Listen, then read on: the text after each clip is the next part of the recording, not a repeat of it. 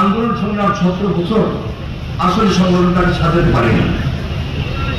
এবং সর্বশেষ আমি জেলার দায়িত্ব নেওয়ার পর ঠিক আন্দোলন সংগ্রাম যখন খুব পিক টাইম, হাসিনার বিরুদ্ধে এক দফা আন্দোলন, বারবার জেলে গিয়েছে,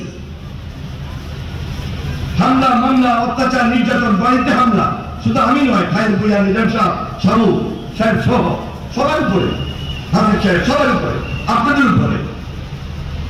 আমরা যত প্রতিবাদী হয়েছি ততবার গ্রেপ্তার হয়েছি। গ্রেপ্তারকে আমরা কখনো ভয় পাই, আমরা কখনো হাসিনার কাছে মাথা নত করি না। আমার শুধু এই পৌরসভায়, আমার এই জেলায়, বিশেষ করে চন্দ্রগঞ্জ ইউনিটে অনেক নেতা কর্মী গুমের শিকার, খুনের শিকার, রক্তাক্ত হয়েছে এই পৌরসভা, রক্তে রঞ্জিত করে দিয়েছে। তারপরেও এলাকার মানুষকে আমরা কেউ কাউকে ছেড়ে যায়নি এবং হাসিনার কাছে মাথা নত করি নাই। সন্ত্রাস, অত্যাচার, নির্যাতন, বরং 20 জন আমরা লক্ষ্মীপুরে চলেছে, আমার বাড়িতে হামলা হয়েছে, সবের বাড়িতে হামলা হয়েছে, তারপরেও আমরা পালাই যাইনি। বহু এসপি রক্তচক্ষু দেখেছি, বহু ডিসি রক্তচক্ষু দেখেছি।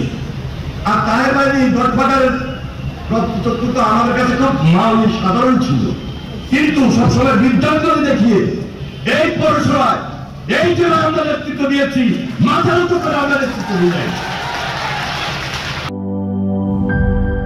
ন্যাচারাল ব্যাকটেরিয়ালাইসিসের সুরক্ষায় ফ্রেশ ও অ্যাক্টিভ সব সময়। এখন ধুলাবালি, জীবাণু, ঘাম ক্লিন বোল্ড রিমার্ক